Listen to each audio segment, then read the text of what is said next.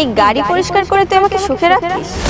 তুই যদি আমার লাইফে থাকতিস তাহলে আমি কখনোই এই টাকাওয়ালা হ্যান্ডসাম বয়ফ্রেন্ডটা পেতাম না। আর তোকে যে অফারটা দিয়েছিস সেটা একটু ভেবে দেখিস আমার বয়ফ্রেন্ডের পার্সোনাল ড্রাইভার হবি কিনা। আর এসব স্যুটবুট কোথা থেকে এনেছিস? ভাড়া করে এনেছিস? এই যে স্যুটবুট, এই গাড়ি, ও যে বাড়িটা দেখতে পাচ্ছেন, এই বাড়ির মালিক আমি। এবং গতকাল আপনার বয়ফ্রেন্ড যে কোম্পানিতে চাকরির জন্য ইন্টারভিউ দিতে গিয়েছিল সে কোম্পানির মালিকও আমি।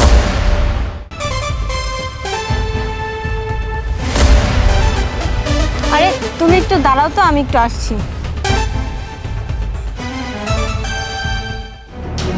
Hello mister Kamrul. আরে মিথিলা, তুমি? তোমার সাথে রিলেশনটা ভেঙে দিয়ে আমি ভেবেছিলাম আমি অনেক বড় একটা ভুল কাজ করেছি, কিন্তু এখন যেটা দেখছি তাতে তো মনে হচ্ছে আমি অনেক ভালো কাজ করেছি। মিথিলা, তুমি কি পাগল হয়ে গেছো? এসব কি বলছো? কি বলছি বুঝতে পারছিস না? আমার সাথে রিলেশনে থাকার সময় তো খুব বলেছিলি অনেক দামি দামি জিনিস এনে দেবো, অনেক ভালো রাখবো, অনেক সুখে রাখবো। তো এই নাকি সুখের নমুনা? এই গাড়ি পরিষ্কার করে তুই আমাকে সুখে রাখতিস? ওই দেখ, একটা ছেলে দাঁড়িয়ে আছে তোর থেকে অনেক সুন্দর, হ্যান্ডসাম, আর তার থেকেও বড় কথা, ও যে কোম্পানিতে ইন্টারভিউ দিতে যাচ্ছে সেই কোম্পানিতে যদি ওর জবটা হয়ে যায় ওর স্যালারি হবে 2 লক্ষ টাকা। এই গাড়ি পরিষ্কার করে যে কয় টাকা পাস তার থেকে 2-3 গুণ বেশি টাকা পাবি। হাজার হলো এক্স বয়ফ্রেন্ড বলে কথা, এতটুকু দায়িত্ব তো আছে। এই মিথিলা, আরে লেট হয়ে যাচ্ছে তো, এসো। আসছি বেবি, আর একটু শোন, তোকে একটা কথা বলি, আল্লাহ যা করে ভালোর জন্যই করে। তুই যদি আমার লাইফে থাকতিস তাহলে আমি কখনোই এই টাকাওয়ালা হ্যান্ডসাম বয়ফ্রেন্ডটা পেতাম না। আর তোকে যে অফারটা দিয়েছি সেটা একটু ভেবে দেখিস আমার বয়ফ্রেন্ডের পার্সোনাল ড্রাইভার হবি কিনা। আসি, আমার বয়ফ্রেন্ডের আবার লেট হয়ে যাচ্ছে।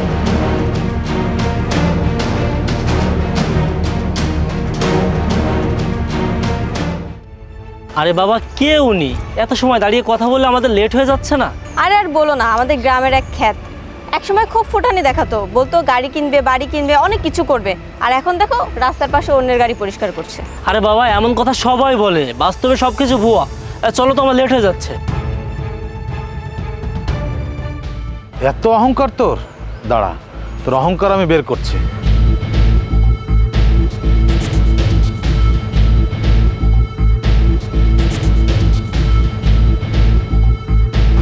আরে আমি যেখানে ইন্টারভিউ দিতে যাব সেখান থেকে কল এসেছে। আরে কি বলো, তাড়াতাড়ি রিসিভ করো, দেখো কি বলে। হ্যাঁ ঠিক আছে। স্যার আসসালামু আলাইকুম। ওয়ালাইকুম আসসালাম। আলামিন সাহেব, আপনার যে কোম্পানিতে আজকে ইন্টারভিউ দেওয়ার কথা সেই কোম্পানির ওনার বলছি। জি স্যার, আমি আপনাকে চিনতে পেরেছি, আর আপনার ফোন নাম্বারটা আমার ফোনে সেভ করা আছে। আপনি যে জবের জন্য অ্যাপ্লিকেশন করেছিলেন সেই জবটা হচ্ছে না। কেন স্যার? কারণ জবটা আমরা অন্য একজনকে দিয়ে দিয়েছি। কিন্তু স্যার, জবটা তো আমার পাওয়ার কথা ছিল। হ্যাঁ, জবটা আপনারই পাওয়ার কথা ছিল, কিন্তু ওই জবটা আমি অন্য একজনকে দিয়ে দিয়েছি। তবে আপনার জন্য অন্য একটা জবের অফার আছে। জি স্যার, চাকরি তো আমার খুবই দরকার, আমি যে কোনো চাকরি করতে রাজি। শুনুন, আগের যে জবটার জন্য আপনি অ্যাপ্লিকেশন করেছিলেন সেখানে আপনার স্যালারি ছিল 2 লক্ষ টাকা। এখন আমি যেটা আপনাকে অফার করছি এর জন্য আপনি 3 লক্ষ টাকা স্যালারি পাবেন। স্যার 3 লক্ষ টাকা স্যালারি? স্যার কি চাকরি স্যার? জবটা হলো গাড়ির ড্রাইভারি। কি পারবেন তো? কিন্তু স্যার আমি তো একজন ইঞ্জিনিয়ার, আমি কি করে ড্রাইভারি করব? আরে আপনি ইঞ্জিনিয়ারিং পড়েছেন, তাতে কি হয়েছে? আপনার আগের জবের জন্য স্যালারি ছিল 2 লক্ষ টাকা। এখন যদি আপনি আমার পার্সোনাল গাড়ি চালান তাহলে পাবেন 3 লক্ষ টাকা। এখানে সমস্যার কি আছে? না স্যার, সমস্যার কিছু না, আপনি আমাকে মাত্র 2টা মিনিট সময় দিন, আমি আপনাকে ফোন ব্যাক করছি। আচ্ছা ঠিক আছে, দ্রুত জানান। আচ্ছা শোনো না, ওই চাকরিটা আমার হচ্ছে না, তবে আমার জন্য একটা অফার আছে। স্যার বলেছে আমি যদি স্যারের পার্সোনাল ড্রাইভার হই তাহলে আমার বেতন 3 লক্ষ টাকা দিবে। এখন তুমি ডিসাইড করো না আমি কি করব। আসলে চাকরিটা তো ম্যাটার করে না, আমাদের তো দিন শেষে টাকার প্রয়োজন নাকি। 3 লক্ষ টাকা? গ্রেট, তুমি এখনই কনফার্ম করে দাও। কিন্তু মিথিলা, আমি তো একজন ইঞ্জিনিয়ার, আর এই পেশা তো একটু আলাদা। আরে আলাদা তো কি হয়েছে, তুমি বুঝতে পারছো তোমার স্যালারি হবে 3 লক্ষ টাকা, আমরা দুজনে অনেক ভালো থাকতে পারবো, আমি চাইলে ইচ্ছা মতো শপিং করতে পারবো, তুমিও তোমার ইচ্ছা মতো চলতে পারবে। তুমি এখন কনফার্ম করে দাও। আচ্ছা তুমি যেহেতু বলছো।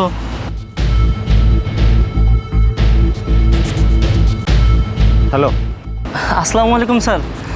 স্যার আমি রাজি। ঠিক আছে, আগামীকাল সকালে আপনি আমার বাসার সামনে চলে আসবেন, ঠিক সকাল 10টায়। জি স্যার, আসসালামু আলাইকুম।